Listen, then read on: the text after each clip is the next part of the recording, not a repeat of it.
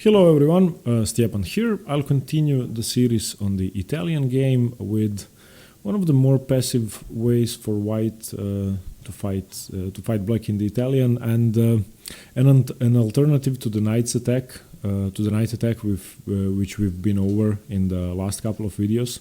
So in the last videos we were on these positions, so e4, e5, knight with 3, knight c6, bishop to c4 the Italian.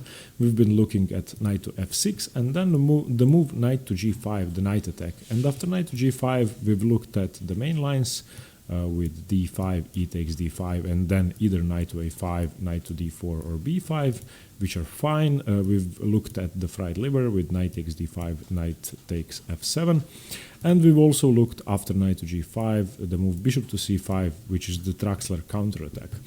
And all of these variations, or perhaps maybe for the Traxler, are fine for black. Now we are going to look at an alternative for white. So white basically has two moves in this position.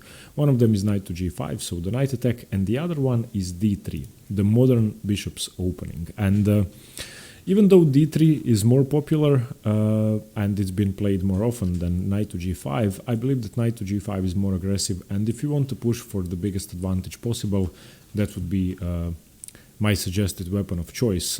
However, in grandmaster games, d3 seems to be the more popular move, so you decide. d3 will usually lead to more positional games, maneuvering games, slower games, and knight to g5 will often lead, as you could have seen in the previous videos, to explosive attacking chess and tactical games. Now after d3,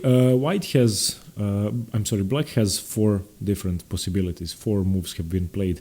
By far the two most popular moves are bishop to e7 or bishop to c5, and the two sidelines, of which h6 is the more popular one, are h6 and d5. And one thing I would like to emphasize first I would like to go over the move bishop to c5. So we are in this position after d3, black plays bishop to c5, and this move actually transposes to the Giuoco Pianissimo as soon as black plays bishop to c5. And I haven't covered the opening yet, we are going to cover that in a separate video, but the line goes c3, d6, castles, a6, bishop b3, bishop a7, knight b to d2, and this is what you would get out of the normal Giuoco Pianissimo. So let's say knight to f3, knight c6, bishop c4.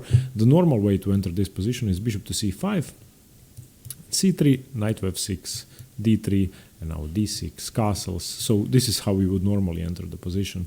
And here after d3, bishop to c5, you basically transpose. So if you play this position with the black pieces and you've perhaps expected your opponent to play knight to g5 and you played knight to f6 because of that, if your opponent doesn't play knight to g5, he plays d3 instead, you can still avoid all the mainline theory in the modern bishop's opening with the move bishop to c5 and enter the Giuoco Pianissimo instead.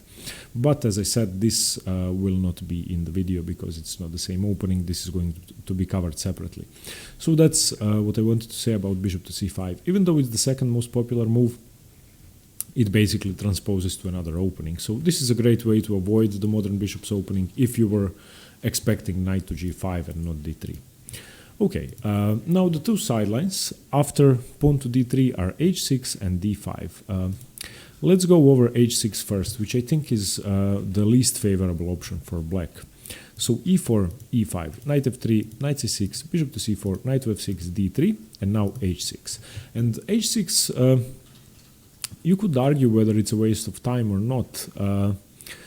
It's preventing knight to g5, it's preventing bishop to g5, that much is clear. On the other hand, black definitely has several more useful moves, for example developing the bishop, which is what the two main moves are. And h6, I would say, is the least favorable option because it doesn't really do that much. Now, what are the plans here? White castles here. And black plays d6. This is the main line. The second move, which I think is playable, is bishop to c5, getting your bishop out of the pawn chain first. And here white will continue with c3 and basically get the same Giuoco Pianissimo positions with the move h6 inserted, and arguably it's a waste of time in the Giuoco Pianissimo. You want to play a6 and bishop to a7 before you do that, d6 also and castles. So now after d6, rook to e1, castles, knight b to d2, a6, bishop b3, bishop to a7, you basically get into the Giuoco Pianissimo with the move h6 being played prematurely, but somewhere around this point you would play it anyway.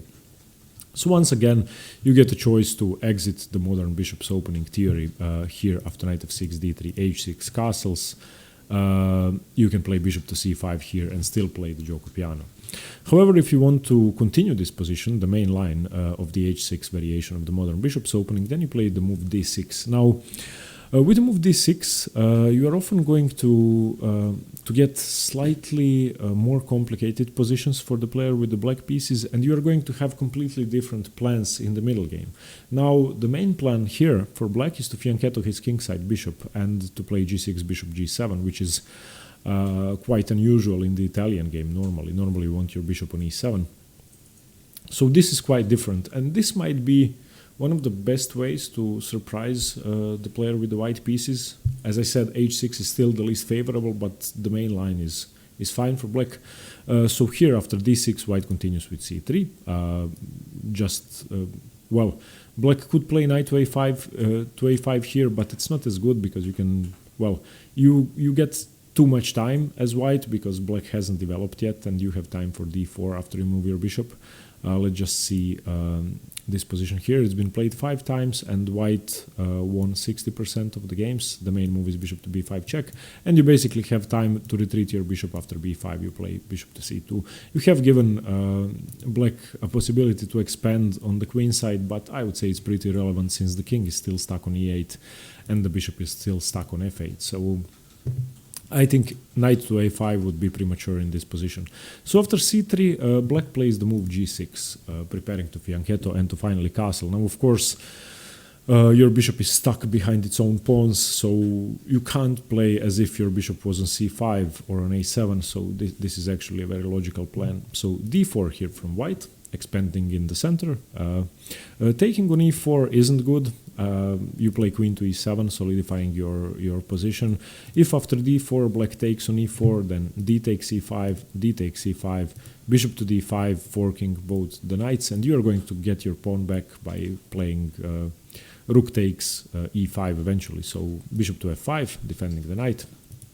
Rook to e1, the knight is now attacked twice and it has to move, knight c5, and now knight takes c6, removing the defender of the e5 pawn, b takes c6, queen takes d8, exchanging the queens, and knight takes e5. You could also take with the rook with check, but all of the pieces are defended, so it's actually better to have a threat which is stronger than the execution. Black is forced to play bishop a6 and you play bishop to e3, trying to remove the knight from the defense. Now, if black isn't careful, if black plays something that doesn't really do anything, let's say black plays, well, he can't play bishop to g7, it undefends the knight, but let's say black plays an irrelevant move, then you could take here, and after bishop takes, then you could take here, and if black takes, the bishop is hanging with check, and the rook has time to come back to e1 to the defense of the back rank. So yeah, taking on e4 isn't good really. So after the move d4, if you have this position with the black pieces, don't take on e4, play queen to e7, it solidifies your position. And now white continues with rook to e1, defending the pawn, bishop to g7, knight b to d2, and castles. And this is the starting position of the h6 line. As I said, I don't really like black's position here. I think that white has, well, visually, white has more space in the center and white has more active pieces. Definitely white's light squared bishop is better than black's. Now, black would choose to exchange it, but in some positions white might even play the move d5 and close down the position. And if you ask the engines what they think of the position, they will like white always because of the space, so it's +1.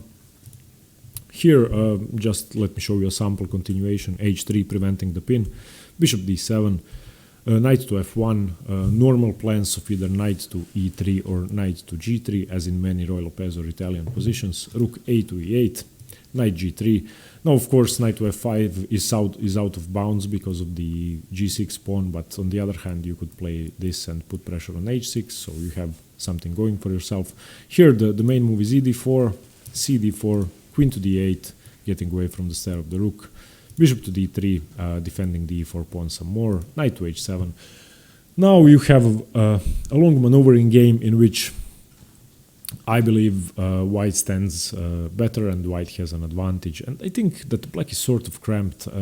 You could have also chosen to play rook a to d8 and rook f to e8, but I think whatever you do, white is going to be slightly better, and this is why I think the h6 line is slightly unfavorable for black. Now, of course, the engine evaluation of more than +1 is not objective, and I think it's biased because of the space, and for human players the advantage isn't going to be as significant, but still, white is slightly more active here. So this is the h6 line, and as I said, I believe that's the least favorable way for black to play. Now the second sideline, a move that actually isn't played as often, e4, e5, knight f3, knight c6, bishop c4, knight f6, d3, is a very aggressive move which puts pressure on white's center immediately. You're sort of using the fact that white has played a passive move, and in comparison with knight to g5, d3 is passive, and white will usually want to play the move d4 in one turn, so playing d3 is sort of a waste of time if you consider the normal king-pawn game plans for white. So here after d3, black plays the move d5. This is a very aggressive move which gives an edge to white. It's not a big edge, but still I believe that d5 is premature. But if you have a correct plan in mind with the black pieces, this could be very dangerous for white. So e takes d5, knight takes d5, white castles. You can see that black's position is sort of loose compared to the other positions we've seen. Knight g4, pinning the knight, rook to e1, bishop to e7. And here, bishop to e7 is the main move. I'm going to show you the lines which occur after that, in which white is slightly better. Here, this is already +1 according to the engines. Bishop h5, g4, you get to win a central pawn, and black, of course, has compensation for the e5 pawn, but still, I would rather have the pawn than not have the pawn. And this is why I think there's a great alternative to bishop to e7 after rook to e1. After rook e1, you can see that either f6 has to be played to save the pawn, or you're going to lose the pawn. Now, if you play f6, then your position is extremely risky, and black has too much time to develop the rest of his pieces and create an attack. So a great alternative, which isn't the main line, is the move queen to d6. And I believe that if you play the move d5 after d3 with this idea in mind, I think that the opening could be quite useful as a weapon. So remember this line. And the point of queen to d6 is that you want to castle queenside as soon as possible and create a fast attack. So now h3 once again, bishop h5.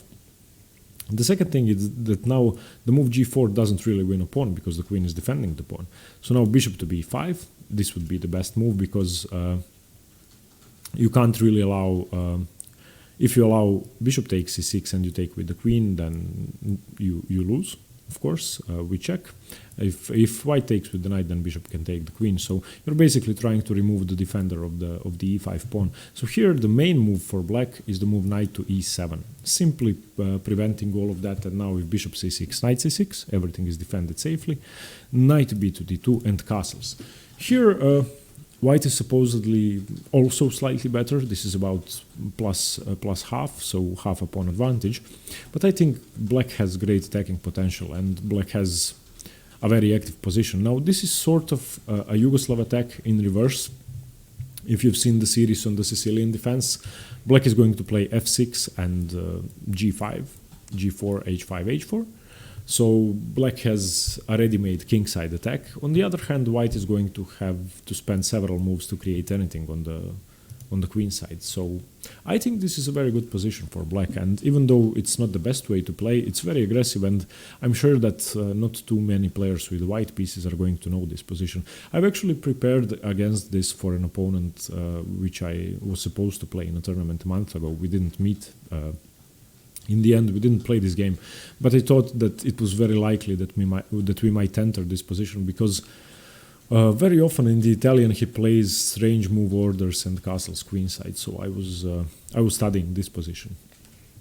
So I believe this is a good choice. So after d3, d5 is a solid way to play. It's a sideline that not too many people will be familiar with. So remember that e d5, knight d5, white is going to castle, bishop g4, rook to e1, and now don't play bishop to e7. I mean, you could play it, but I would suggest the move queen to d6, defending your pawn, don't give up a central pawn, and then to castle queenside. So yeah, I think this is one of the most aggressive ways to face the modern bishop's opening. Okay, now let's get on to the main line. The main line of the opening isn't h6, isn't d5 or bishop to c5, which transposes to the Giuoco Piano, is the move bishop to e7. And this is the key move in the main line of the modern bishop's opening.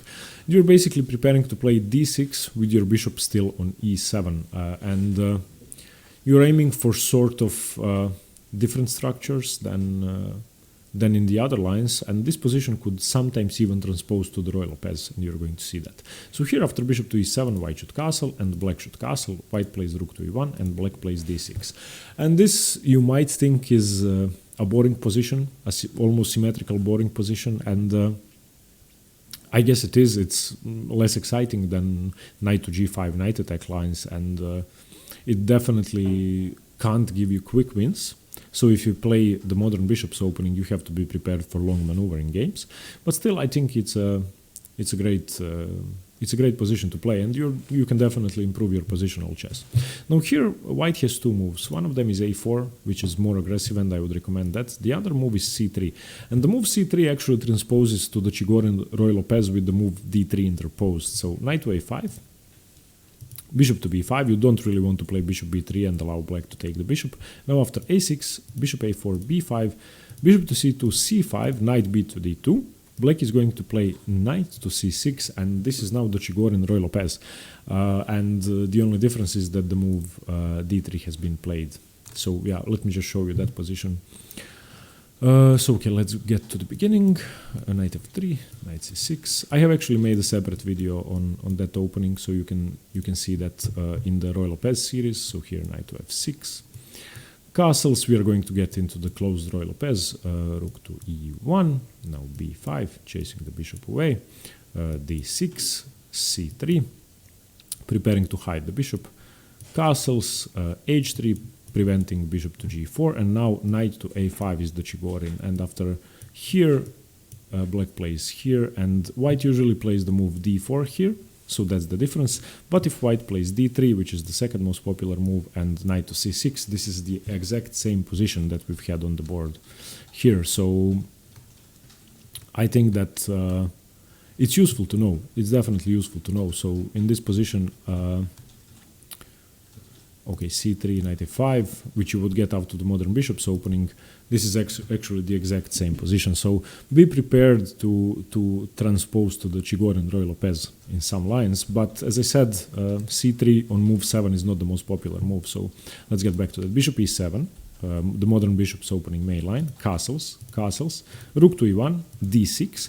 And now if you play c3, you're basically provoking the move knight to a5, which seems very, very logical. And after you have to play bishop to b5, a6, bishop a4, b5, bishop c2, c5, knight bd2, knight to c6. You are now in the Chigorin, so be prepared for that. As I said, there's a separate video on the Chigorin closed Ruy Lopez, so study that, because you might transpose. But the main move is a4, gaining more space, and now if knight to a5 comes, which it is, this is the main move, now we can play bishop to a2, and you don't have to remaneuver your bishop because of b5. So yeah, this would be the main line. But still, black applies the same ideas as in the Chigorin. Black still plays the move c5, and now white plays c3 and black plays knight to c6. So the position is sort of similar. The difference is that the white bishop is not on c2 but on a2, and the black pawn isn't on b5, the white pawn is on a4. So I think this is favorable for white. One sideline I would like to show you after c5, you can also play knight to c3, but I think that's not as good, because eventually you want to play d4, so the move c3 is visually better. But after knight c3, this is a sideline that might actually work. Knight c6, still the same plan. Knight to d5, exchanging here, and bishop to e6. The difference is that now, after black tries to exchange your light squared bishop, you can actually ignore that, play c3 now, and after bishop takes d5, you can take with the d pawn, with the e pawn and force the knight back to b8. So even though you have doubled pawns in the center, I think this is fine for white, and you are going to play d4 next move. So now you play d4, ed4, cd4, knight a6, rook a3. A fine attacking position for white. The engines give it as equal, but I would rather have white here. You have more active rooks. Your knight is definitely better than the knight on a6, and you have a lot of attacking prospects with your rook along the third rank. But okay, the main line, knight a5, knight a5, bishop to a2 retreating, c5, c3, preparing the move d4. Now black continues with knight to c6, you play knight to a3, trying to get the knight either to b5 or to c4, and the best move would be knight c4 and then knight to e3, trying to get into f5 or into d5.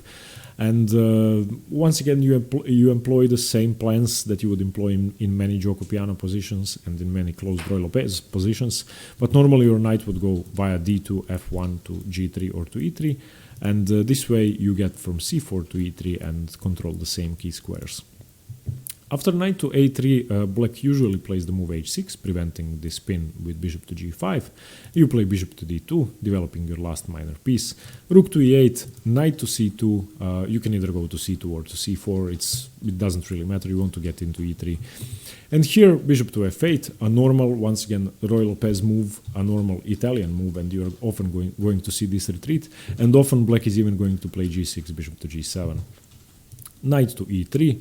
And bishop to e6. And now you don't really want to allow bishop takes a2, rook takes a2, so you take. The downside of taking is that now you no longer have knight to f5, which is unfortunate, but you have ideas of knight to h4, knight to g6, and this is probably the position which you are going to get most often against an experienced opponent. This is, let's say, the starting middle game position of the modern bishop's opening, and you have to be prepared for this, and you have to know how to create plans in the middle game. Now, white's key ideas are either d4 or attacking on the king side. I think both are, well, both could be played at the same time, and both should be employed. Now, you might even want to reconsider plans such as knight to f1, knight to g3.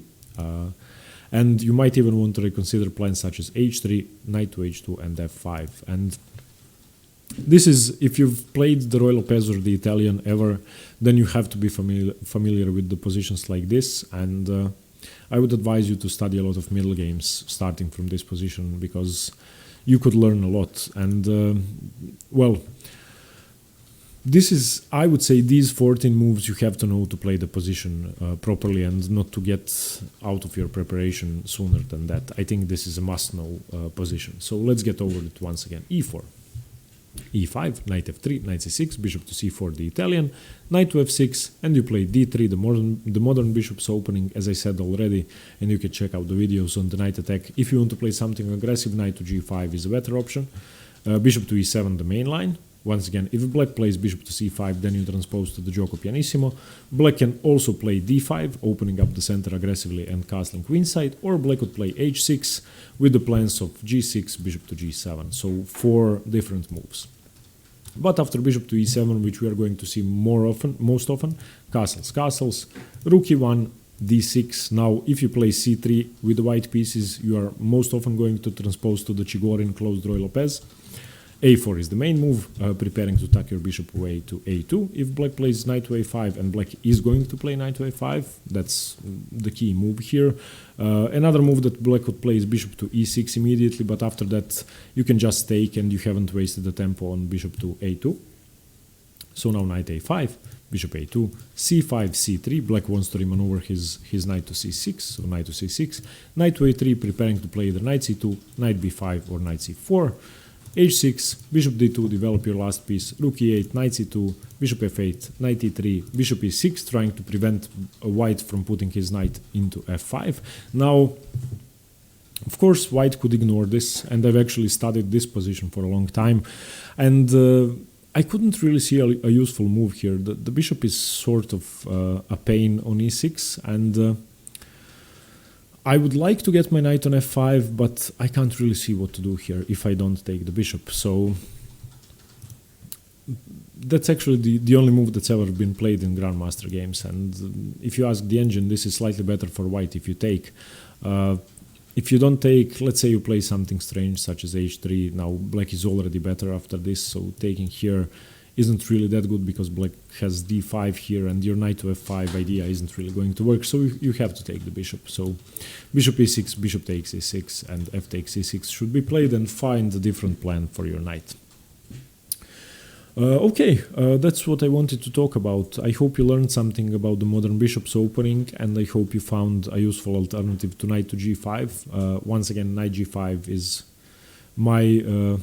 I prefer knight to g5 to d3. I definitely like the fact that knight to g5 could bring more excitement in the games and more tactical possibilities. And d3, the modern bishop's opening, is going to lead to these types of position. Positional, slow, strategical, maneuvering positions in which you will have more time, but you will need to understand positional ideas in the game more than it would be necessary in knight to g5 lines. Okay, let me know what you think. Thanks very much for watching, and stay tuned for more chess. See you later. Bye bye.